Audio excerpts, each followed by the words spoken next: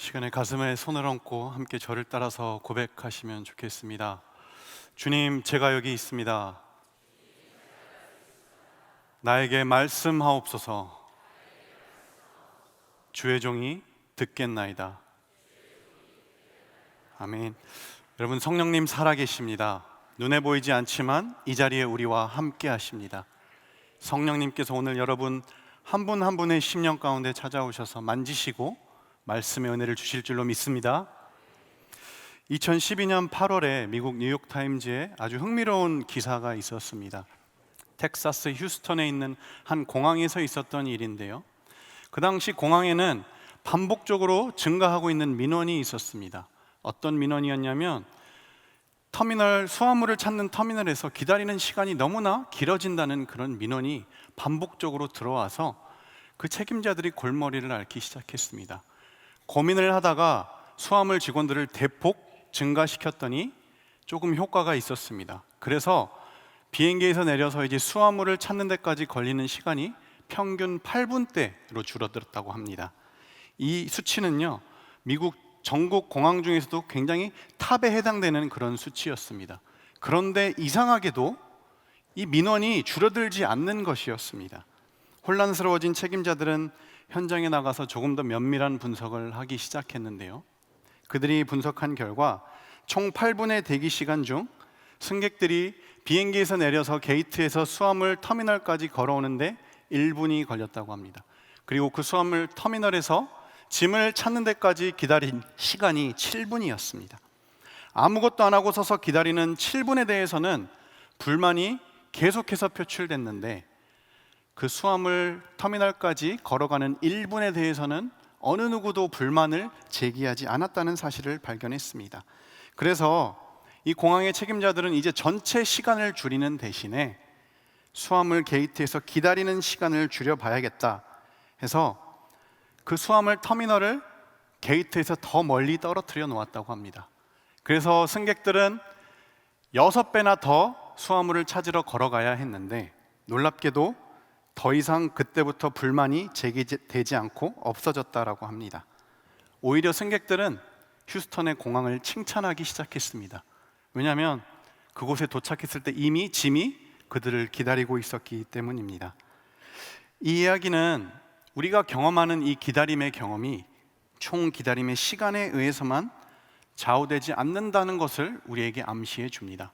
MIT의 연구원이었던 리차드 라스는 객관적인 대기 시간 그 자체보다 더 중요한 것은 기다림의 심리다 라고 말했습니다. 여러분, 이 말이 참 기다림의 삶을 살아가는 우리 그리스도인들에게 암시하는 바가 크다라고 생각합니다. 우리는 예수님께서 이 땅에 오심으로 구원받았습니다. 그리고 하나님의 나라가 이미 이 땅 가운데 임했습니다. 그런데 우리는 유한한 존재입니다. 불완전한 이 세상을 살아가며 죄악 가운데 살아가서 우리는 불완전한 삶을 살아갈 수밖에 없는 그런 존재들입니다. 그래서 우리는 영원한 완성된 하나님 나라, 영광스러운 그 하나님의 나라를 꿈꾸며 기다리며 이 땅을 살아가는 존재들이라는 거죠. 우리가 읽은 오늘 이 로마서의 본문, 로마서의 후반부는 이렇게 불완전한 삶을 이 땅 가운데 살아가면서 영광스러운 하나님 나라를 기다리는 그리스도인들이 어떠한 삶을 살아야 되는지를 가르쳐주는 말씀입니다. 오늘 본문은 우리의 연약함을 내세우면서 그 말씀이 시작됩니다. 26절을 보면 이와 같이 성령도 우리의 연약함을 이라고 하면서 연약함을 먼저 이야기를 합니다. 여러분, 우리 인간이 얼마나 연약한 존재입니까? 우리 머릿속에 보이지 않는 혈관 하나만 잘못 건드려도 손발을 움직이지 못하고 쓰러지는 것이 우리 인간의 연약한 모습입니다. 여러분, 4년 전만 해도 눈에 보이지 않는 작은 바이러스 하나 때문에 온 세계가 탄식하며 고통했던 우리 인간의 연약한 모습을 우리가 볼 수 있습니다. 오늘 우리가 읽지 않았지만 이 앞에 나오는 20절에서 22절에도 보면 바울은 이 로마서를 기록하면서 인간이 얼마나 연약한 존재인지를 계속해서 기록하고 있습니다. 피조물이 허무한데 굴복한다. 또 피조물도 썩어짐의 종노릇한 데서 해방되기를 간절히 소원한다. 피조물이 다 이제까지 함께 탄식하며 함께 고통을 겪고 있다라고 바울은 기록하고 있습니다. 여러분, 그런데 우리 그리스도인들의 삶은 좀 나을까요? 23절에 보니까요, 그뿐 아니라 또한 우리 곧 성령의 처음 익은 열매를 받은 우리까지도 속으로 탄식하여 양자될 것 곧 우리 몸의 속량을 기다리느니라 라고 말씀하고 있습니다. 오늘 말씀은 성령을 받아 구원받은 우리도 그 구원의 기쁨과 감격을 가지고 살아가지만, 또 영원한 하나님의 나라, 몸의 부활을 기다리며 우리가 살아가지만, 우리에게도 여전히 이런 탄식과 고난이 있다는 것을 오늘 말씀은 우리에게 가르쳐 줍니다. 실제로 로마서를 기록한 사도 바울은 성경에 나오는 하나님의 사람 중에 어쩌면 가장 위대한 사람이라고 평가받는 인물입니다.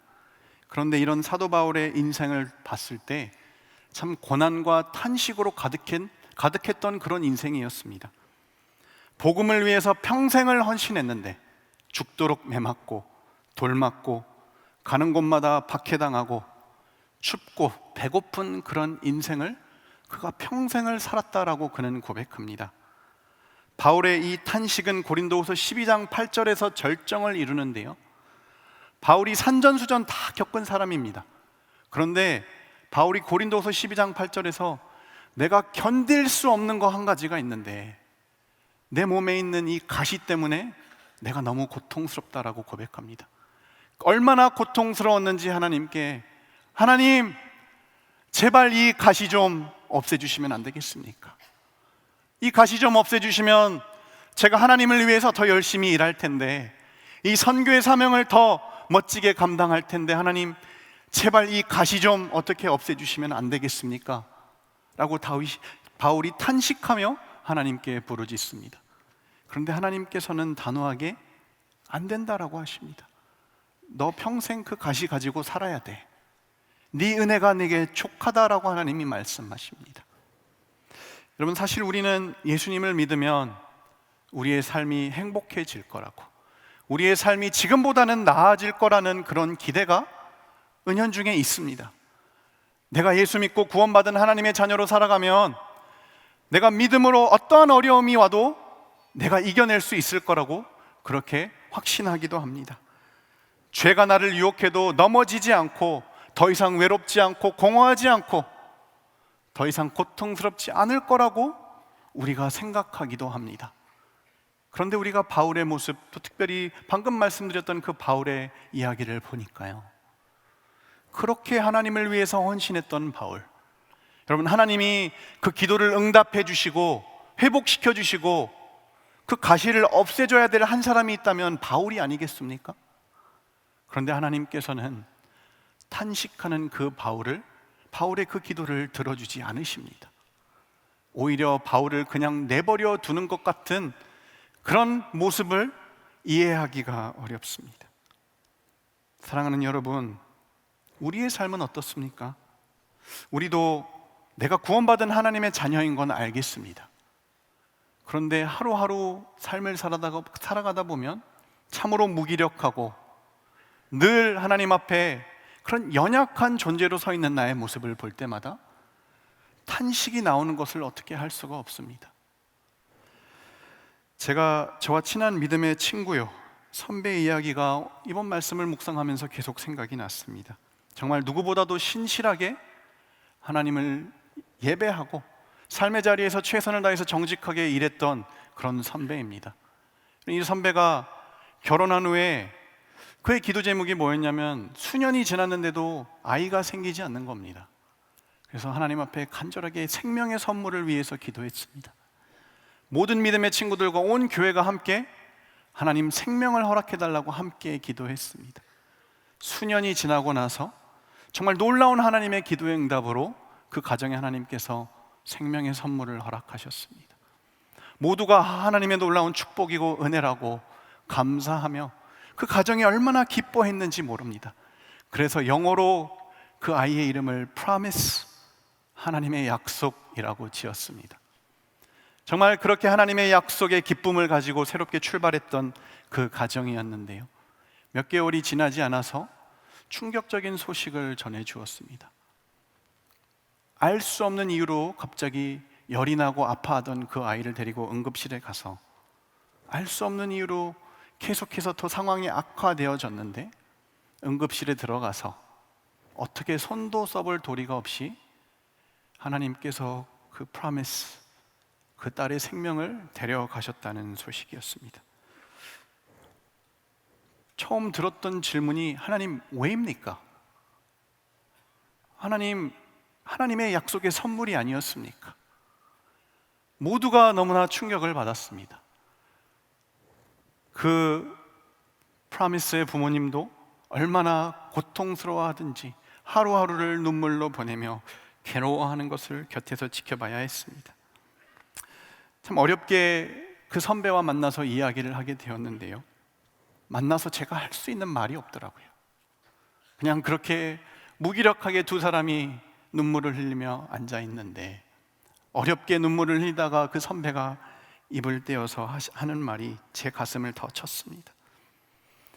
약속의 선물로 주신 딸을 데려가신 것도 너무나 고통스러운데, 나를 더 힘들게 하는 것은 하나님께서 약속의 응답으로 주신 그 사랑하는 딸, 지금까지 내가 그 하나님의 약속을 믿고 신실하게 정직하게 최선을 다해서 살아왔는데, 하나님은 선하시고 하나님이 반드시 합력하여 선을 이루신다고 나는 믿고 지금까지 살아왔는데, 하나님이 왜 나의 딸을 데려가셨는지. 아브라함도 아들은 데려가시지 않았잖아요. 내 삶이, 지금의 내 상황이 이해가 되지 않고 해석이 되지 않아서 너무나 고통스럽다라고 그 선배가 고백했습니다. 어떠한 말도 위로가 될 수 없다는 것을 알았기에 저도 안타까워하며 함께 탄식할 수밖에 없었습니다. 사랑하는 성도 여러분, 우리에게 이렇게 자식을 잃는 고통까지는 아니어도 우리는 삶의 여러 크고 작은 어려움 때문에 우리 삶의 자리에서 낙심하고 주저앉고 탄식하고 고통할 때가 있는 줄로 압니다.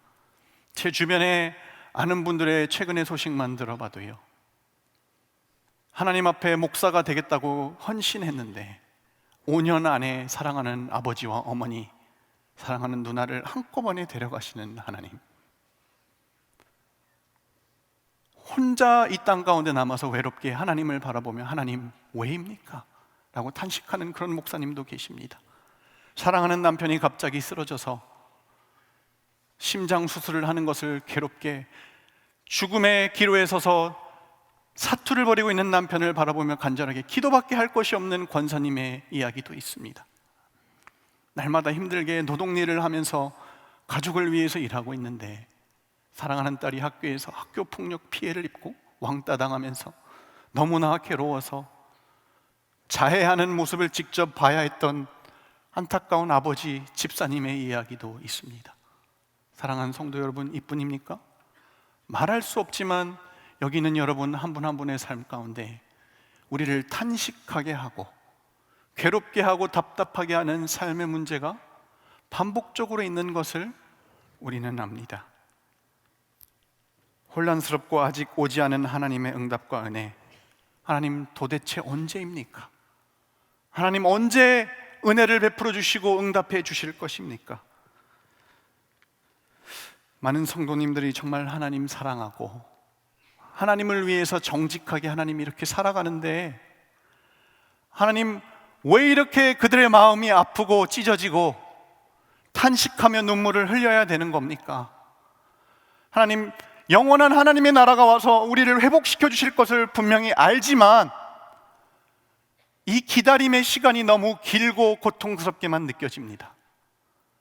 하나님, 우리는 어떻게 해야 합니까? 탄식하며 하나님께 질문하게 됩니다. 그런데 오늘 말씀을 통해서 하나님께서 우리에게 은혜를 주십니다. 이 기다림의 삶, 고난의 삶, 연약한 우리의 삶 가운데 이것을 넉넉히 이길 은혜를 하나님께서 주십니다. 우리의 연약함을 도우시는 성령님이 계시기 때문입니다. 우리 오늘 읽은 26절 말씀을 다 함께 같이 읽어보겠습니다. 이와 같이 성령도 우리의 연약함을 도우시나니 우리는 마땅히 기도할 바를 알지 못하나 오직 성령이 말할 수 없는 탄식으로 우리를 위하여 친히 간구하시느니라. 우리의 그 연약함을 성령님이 도운다고 하십니다. 여기서 이 도우시나니라는 헬라어는 시난티람바노마이라는 세 가지 단어를 합친 합성어입니다. 함께라는 의미를 가진 순과 대신하여라는 의미를 가진 안티, 그리고 혼신의 힘을 다하여 붙들어준다, 그리고 대신 짊어지다라는 의미를 가지고 있는 람바노라는 단어를 합친 단어입니다. 그래서 이 성령이 도우신다라는 이 단어를, 이 표현을 헬라어로 정확하게 직역해 보면 연약함 가운데 탄식하고 있는 우리의 삶을 성령님께서 혼신의 힘을 다하여 붙들어 주신다. 내 삶의 무게가 너무 무거워서 내가 도무지 감당할 힘이 없어 주저앉아 있을 때 성령님께서 대신하여 내 삶의 무게를 짊어지시고 견뎌 주신다라는 그런 의미입니다. 그 성령님께서 오늘도 여러분의 삶을, 인생을 붙들어주고 계십니다. 여러분의 인생의 그 무게를, 그 고통을 함께 견디시고 짊어지시는 성령님이신 줄로 믿습니다.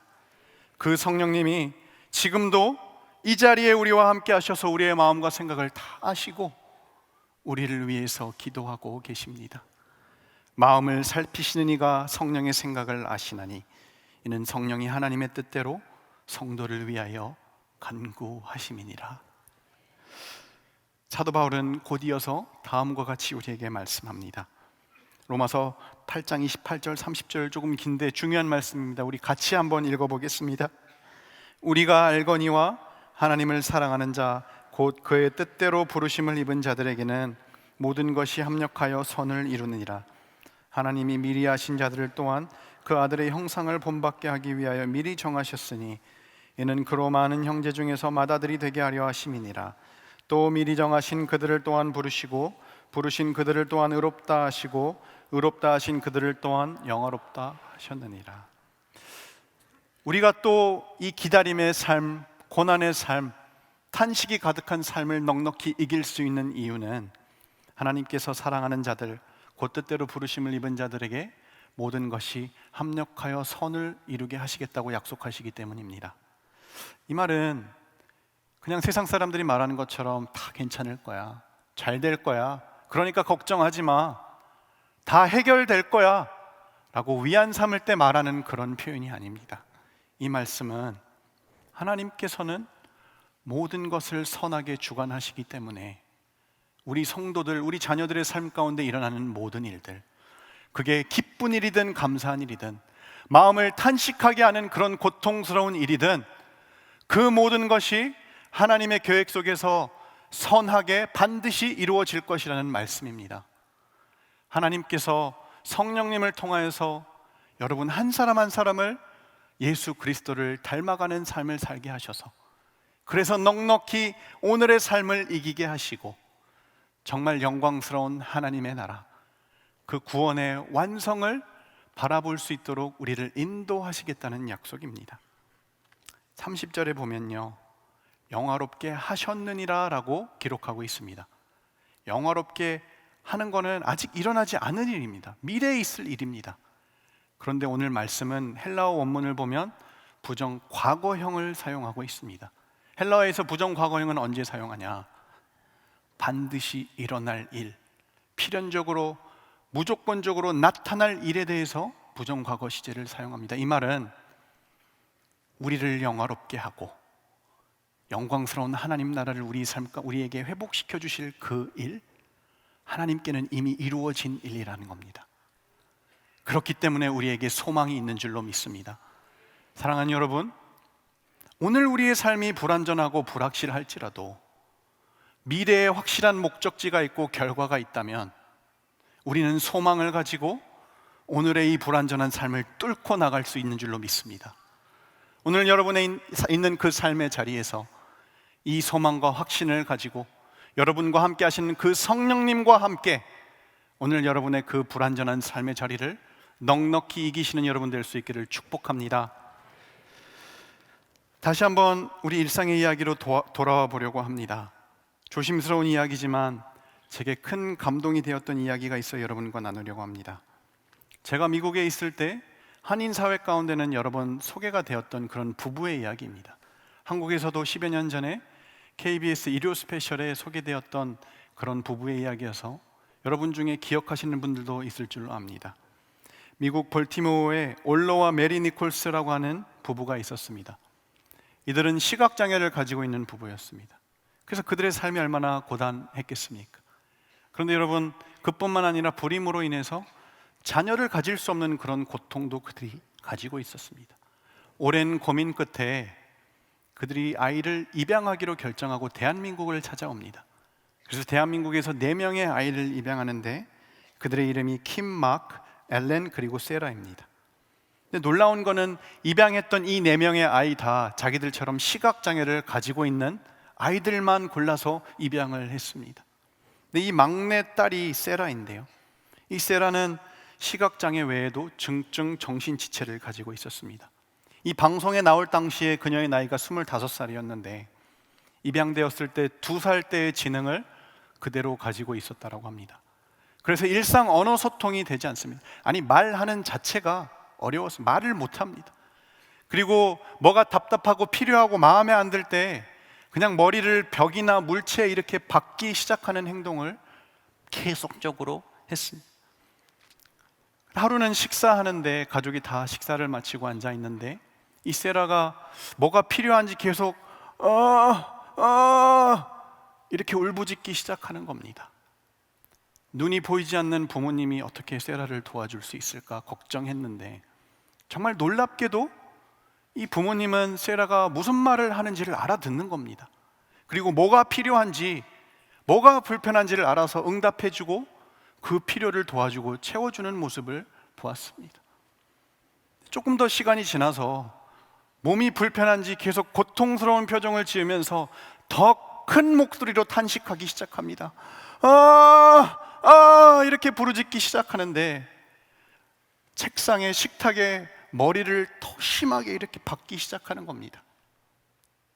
취재진도 너무나 놀래가지고 어떻게 해야 되나 당황하고 있는 사이에 그 딸의 울부짖는 탄식을 들은 아버지 올로가 그 딸에게 달려갑니다. 그리고 무릎 꿇고 그 딸의 어깨를 잡고 자신의 머리를 그 딸의 머리에 대고 그를 푹 안아줍니다. 몇 분이 지났을까요? 금세 딸이 진정이 되고 평안을 되찾았습니다. 제가 그 모습을 보는데 아버지가 아무 말을 안 하고 안고 있었지만, 사랑하는 딸아, 괜찮다. 내가 여기 있다. 내가 너를 붙잡아주고 있다. 네 눈에 내가 안 보이지만 내가 여기서 너를 지켜보고 있다라고 말씀하는 것만 같았습니다. 그러면서 그 방송이 마지막에 이런 나레이션 멘트를 하는데요, 그 말이 저의 가슴을 울렸습니다. 부모는 세라와 함께 그 고통을 견디고 있었다.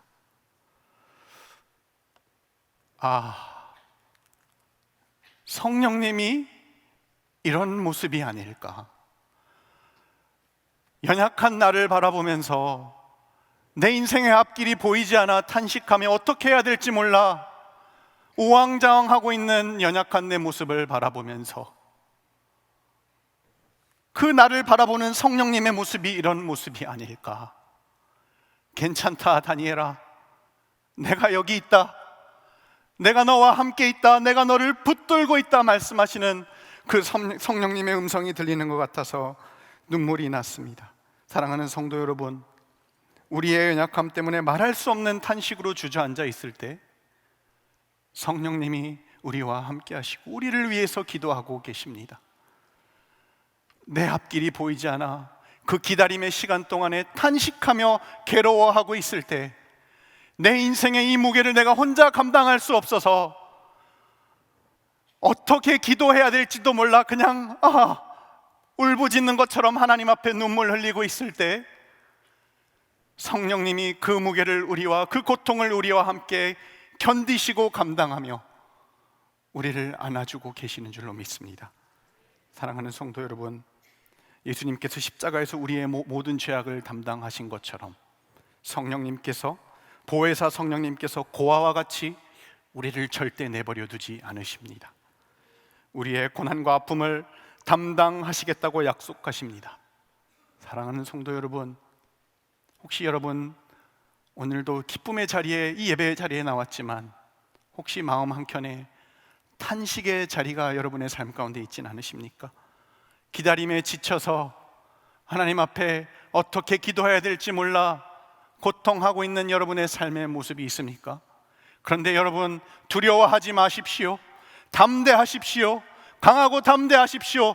성령님이 여러분과 함께 하십니다. 성령님이 오늘 이 시간에 이 자리에 여러분과 함께 하셔서 여러분을 붙들고 계십니다. 그 성령님이 오늘 여러분에게 말씀하십니다. 내가 여기 있다. 내가 너를 붙들고 있다. 너의 인생을 내가 붙들고 있다. 그러니 강하고 담대하라 라고 그 성령님이 말씀하십니다. 오늘 그 성령님을 신뢰하는 여러분 되실 수 있기를 축복합니다.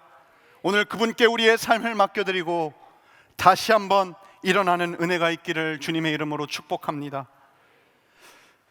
제가 그 프라미스를 잃어버린 그 사건이 있고 몇 개월이 지나서 그 선배와 통화를 할 기회가 있었습니다. 제가 조심스럽게 물었습니다. 어떻게 버티고 계십니까? 그랬더니 그분이 이렇게 대답을 했습니다.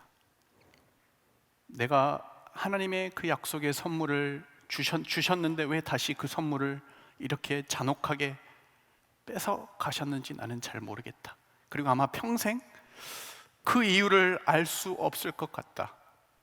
그런데 벼랑 끝에 서 있는 내 삶, 내가 오늘 하루를 버틸 수 있는 유일한 힘은 그래도 하나님은 선하시다는 거, 그래도 하나님은 합력하여 선을 이루고 계시다는 거, 내가 이렇게 벼랑 끝에서 탄식하고 괴로워하고 있지만 그래도 성령님께서 나를 지켜보시고 나를 붙드시고 나와 함께 계시다는 것을 믿는 그것 외에는 내가 버틸 힘이 없다. 그렇게 탄식하며 고백하는 그 선배의 이야기를 들으면서 제가 소망을 발견했습니다. 여러분, 그 선배의 상처, 그 아픔은 그대로입니다. 그런데 그 상처가 없어지고 선배가 회복되는 모습을 봤기 때문에 제가 소망을 발견한 것이 아니라 그 고통의 시간 속에서, 가장 고통스러운 그 시간 속에서도 여전히 그 선배를 붙잡고 계시는 성령님, 여전히 그 선배를 위해서 기도하고 있는 성령님의 모습을 보았기 때문에 제가 소망을 발견했습니다. 함께 그를 위해서 기도하고 그 아픔을 짊어지고 계신다는 사실, 그리고 우리는 연약하지만 그래도 하나님 여전히 선하시고 하나님이 합력하여 반드시 선을 이루시며 영원한 하나님의 나라를 반드시 회복하실 것이라는 그것을 그 선배가 믿을 수 있도록 성령님이 그 선배를 이끌어주고 계신다는 사실에 제가 소망을 발견했습니다. 사랑하는 성도 여러분, 우리 인생에 고난이 없어지고 탄식이 없어져서 우리가 소망을 발견하고 소망을 갖는 것이 아닙니다. 비록 탄식 가운데 우리가 있을지라도, 이 세상이 이렇게 어지럽고 혼탁하고 우리를 절망하게 만들지라도 이 상황 속에서도 포기하지 않고 우리를 붙들고 계시는 성령님, 그 성령님이 지금도 나를 위해서 기도하고 계신다는 사실, 그 성령님이 지금도 탄식하며 나를 붙잡고 계시고 나를 붙들어 주시고 인도하고 계신다는 그 사실이 오늘 우리가 소망을 가질 수 있는 유일한 이유입니다. 사랑하는 성도 여러분, 혼탁한 이 시대에 탄식과 고통 속에서도 우리를 위해서 이 자리에서 함께 하시고 기도하고 계시는 그 성령님, 오늘 여러분이 그 성령님을 만나시기를 간절히 소망합니다. 그 성령님을 심령 가운데 모셔드려서 여러분의 심령을 터치하시고 위로하시고 회복시켜 주시는 그 성령님, 사랑하는 아들아, 사랑하는 딸아, 괜찮다, 내가 여기 있다, 내가 너를 붙들고 있다 라고 말씀하시는 그 성령님의 음성을 들으실 수 있기를 축복합니다. 이번 한 주 여러분 탄식이 가득한 기다림의 한 주일지라도 그 성령님 모시고 영원한 하나님 나라를 꿈꾸며 강하고 담대하게 한 주를 승리하는 여러분 되실 수 있기를 축복합니다. 기도하겠습니다. 하나님 감사합니다. 하나님, 우리가 하나님의 자녀로 살아가면서 참 기쁨과 감사함으로 살아가고 싶습니다. 그런데 하나님, 우리는 너무나 연약합니다. 우리는 늘 넘어지고 낙심하고 좌절할 때가 많습니다.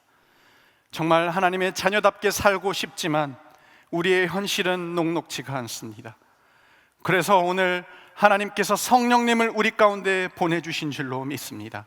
그 성령님이 이 시간에 우리를 위해서 기도하시고 우리를 위해서 탄식하시며 우리를 붙잡고 계신다는 사실을 말씀하시니 감사합니다.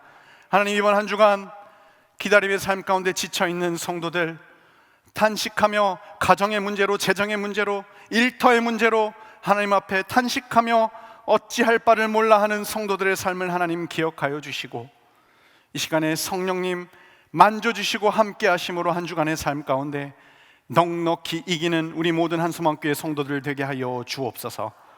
예수님의 이름으로 기도합니다. 아멘.